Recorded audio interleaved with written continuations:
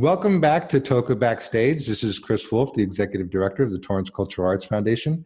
It is my pleasure to be interviewing Mariana Williams from Divas in Danger, which will be February 1 and 2 at the Nakano Theater in Torrance at the Torrance Cultural Arts Center. And as you can see, she's holding up one of her beautiful posters. Hi, Mariana. Hi. How are you? I'm fine. Here's the other two divas.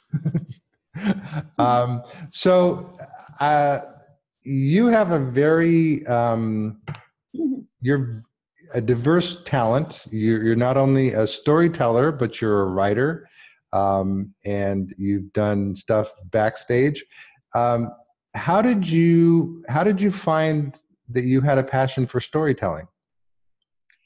Well, I've lived kind of a full life, and between my mother and father and myself, there's been 13 marriages.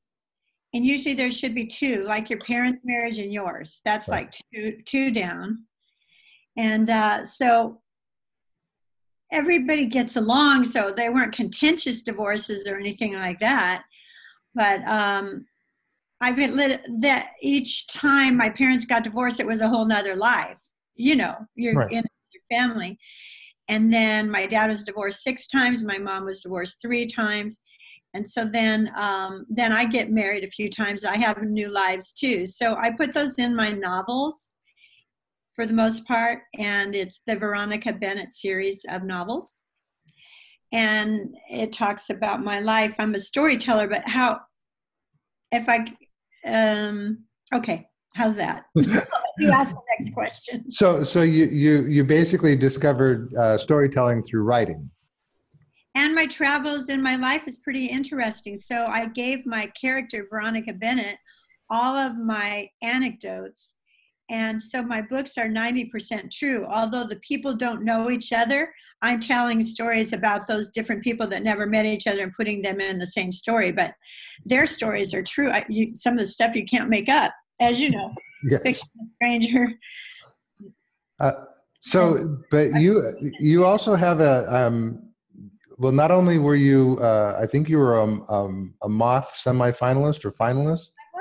I was, and I was a semifinalist at the Moth Grand Slam, which was the winners all compete. I came in second, and the story I tell at Divas in Danger, the first story I tell is the story I told there. But at the Moth, you only have 6 minutes, so I tell it a little bit fuller, and it's called Reunion. It's a ghastly reunion. The subject was music. But I'm curious. Most writers, the stereotypical writer is somebody who like locks himself in a room and just types away. But you not only write, but you also perform because you're a storyteller who gets up in front of people. Do you find that there's a big difference in how you work? Yes, I do. And I produce Long Beach Searches for the Greatest Storyteller. This is our 9th year, our 9th season. And in a 6-minute short form, I advise people to use this formula. And I advise it to everybody, even in social settings. It's just like just 5 steps. It's like set up the situation, you know. I was in high school, I'm 15, it's the summer, or whatever. Set up the situation and the time, state the problem, and then you get to be a good storyteller. Tell all the things that went wrong or all the things that could have gone wrong. That's where you use your good imagination. Then you tell how it was resolved, and then so that'd be the solution. And then the last part is the resolution, what I learned. So it might be something like, just don't consult my mom for questions anymore. It doesn't have to be a big ending. It doesn't have to be like your war history. It could be just something like, so now I don't wear shorts in Chinatown, you know, whatever it is. But in those 5 steps, if you setting, problem, everything that did go wrong, could go wrong, solution, and resolution, you can tell a story in 5 minutes. Well, now I want to hear the story that ends with never wear shorts in Chinatown. I just made that up. I know. I just made that up. But another thing that a friend of mine used to say, he'd go, well, that's what you do with the Volkswagen full of mayonnaise.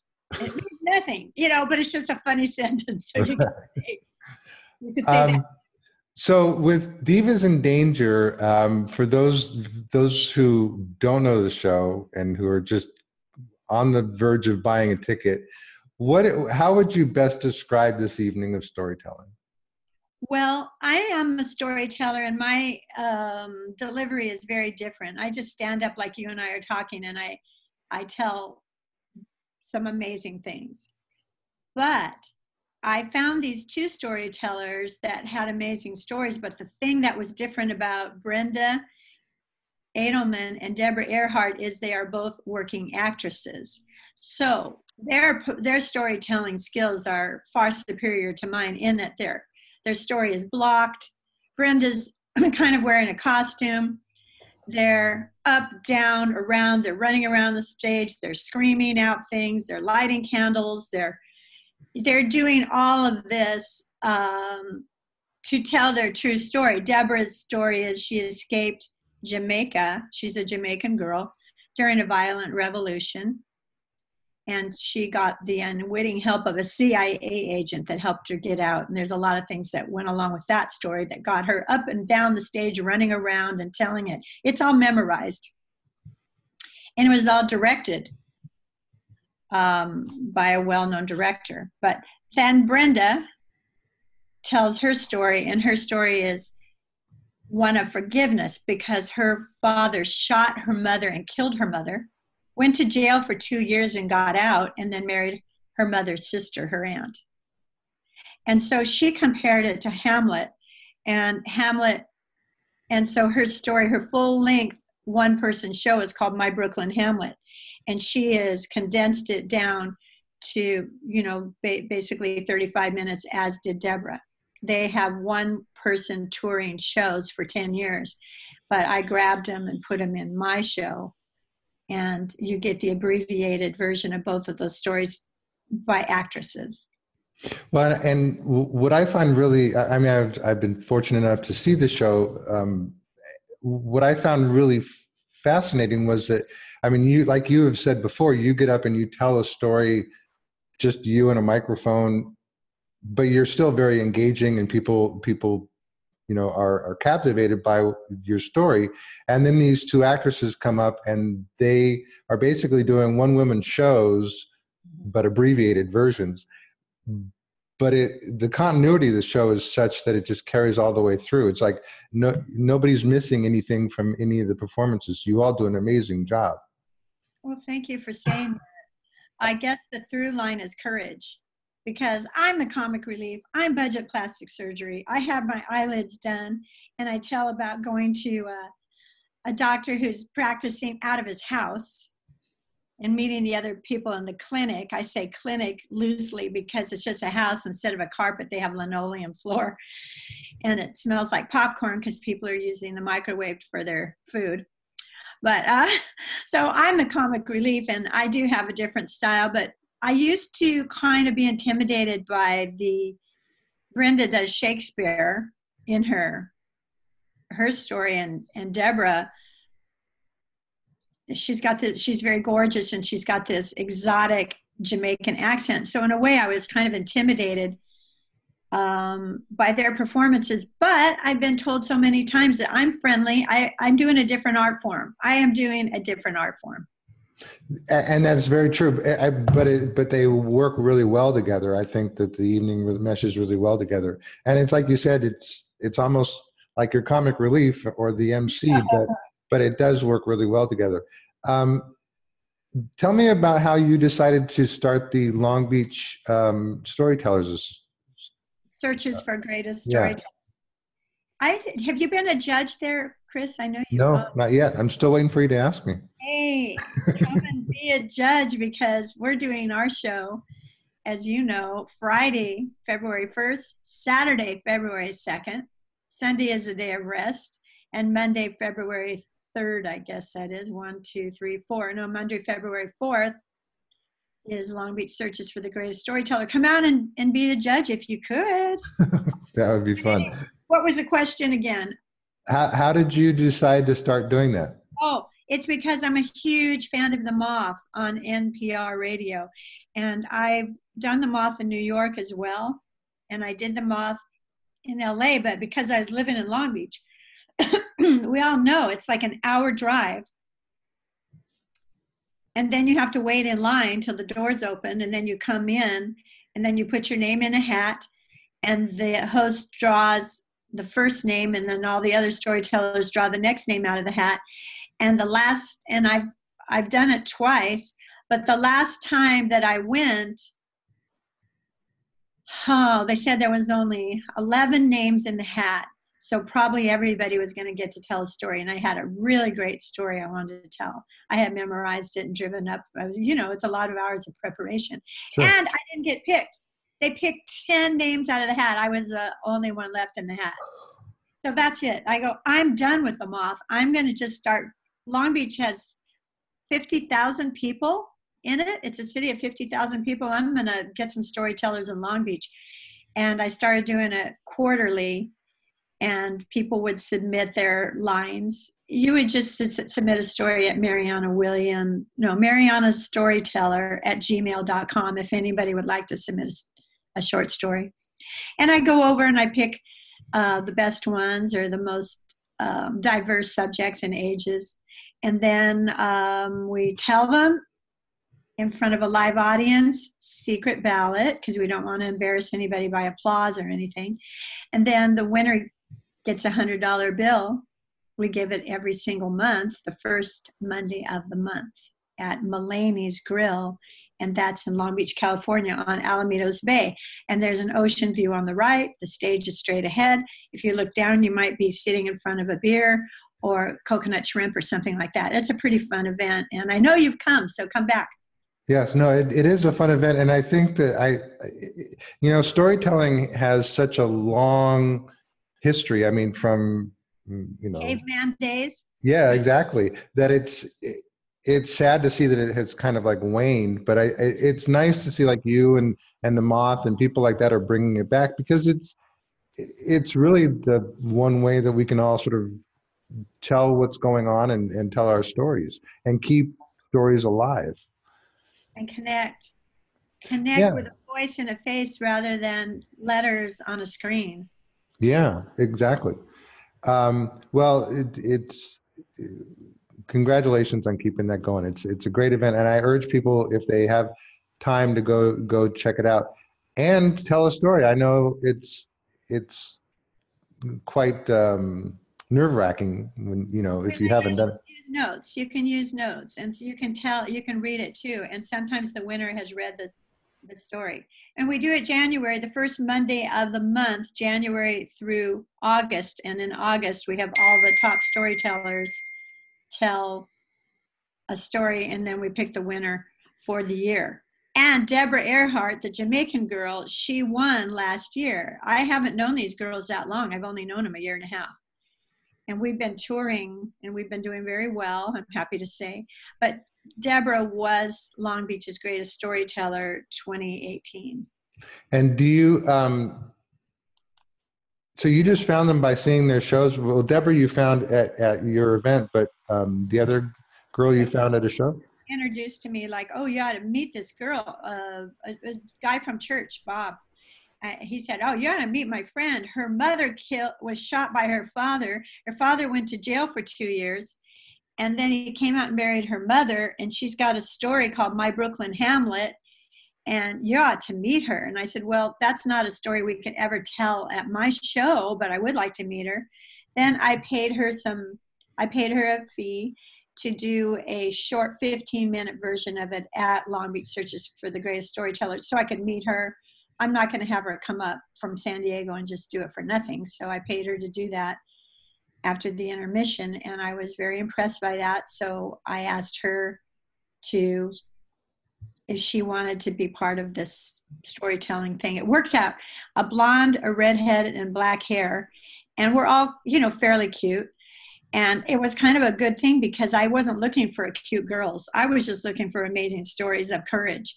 And it turns out we're all pretty cute. Not, for middle age. for our peer group.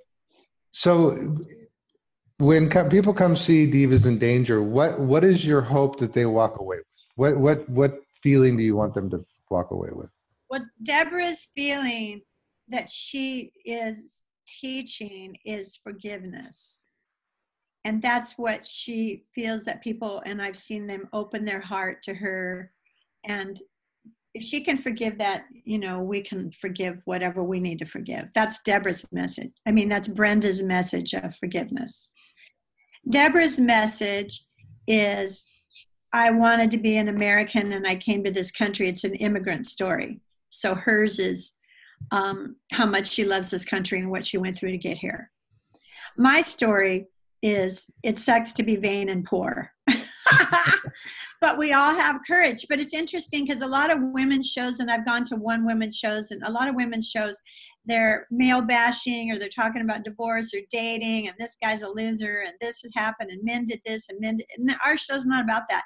Men like our show because we're two of us are married and the other one dates a lot. And yeah, and we all like men, and our stories are pretty much women's courage. And that's what Divas in Danger. And Divas kind of suggests a spoiled person, but I just went for the alliteration because Chicks in a Fix sounded kind of rude when you consider Brenda's mother was killed. So we couldn't use Chicks in a Fix. I went for alliteration, basically.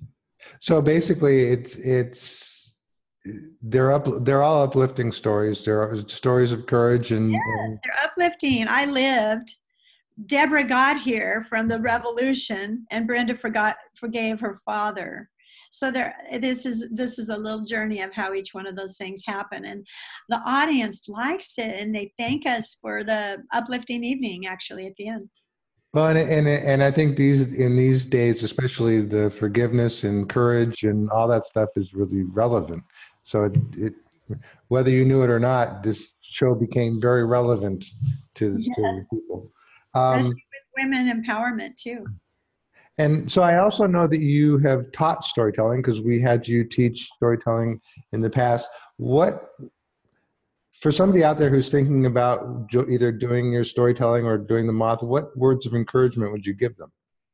I would say know your opening line very strong and know your closing line really strong. And what happens when people are getting full attention of a room after they say the end of their story, a lot of times we kind of want to keep going because, hey, this is going pretty good. And then they just like tack on some more insignificant sentences because everybody's looking at them and they don't want to get off. So know your opening line and know your closing line and walk off strong. Great. And so I'm just trying to think, I know you've written books, you've performed, you've worked back, behind the scenes. Am I wrong in thinking that you also have written music, like songs? No, but I was a touring musician for a lot of years. And so my first story talks about me playing piano and singing in hotels. And that's the one I won the Moth with, that story. Awesome. When I went to the finals, it's called the Moth Grand Slam, and they have it at the Echo Park, and there's like 300 people there. And then I told the story, It Sucks to Be Vain and Poor. And that was a story about budget plastic surgery. So these stories are good. I'm pretty proud of how the stories turned out. But Shakespeare says tragedy plus time equals comedy. So these are both pretty awful things that happen, and then later you laugh at them, the stories. Yeah. I'm telling two stories. But back to music. Because you have a keyboard there, I do play a little bit of live music in the show. I do 3 parts of 3 songs. Nice. I highly urge people who are on the verge of whether or not to get tickets, that they get tickets. It's a really fun evening. I had another question, and you want to tell people how to get tickets right now? Yes, absolutely. So it's Divas in Danger, February 1st and 2nd at the Nakano Theater. You can get tickets online at torrancearts.org or call the box office at 310-378-8181. And it's been a blast talking to you, Mariana. I'm really looking forward to the show, and I hope we have a good house for you. Well, I used to live in Redondo Beach, and I have some friends in Torrance, so I'm looking forward to seeing some of my old friends, and of course, some new friends that will, after every show, people come up and tell me, oh, I had a situation, you know, I have my eyes done too, and this doctor did this and that. It's funny because you don't know what people's lives are like, but they'll come up and tell you when you tell them something weird happened to you.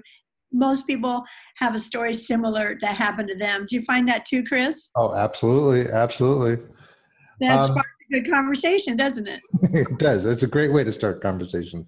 But unfortunately, this conversation has to end. So I just want to remind people again to get their tickets for Divas in Danger, February 1st and 2nd at the Nakano Theater at torrancearts.org. Thank you so much, Mariana, and we will look forward to seeing you soon. I look forward to seeing you too, Chris, and thanks for the opportunity to speak to you at Toka Backstage.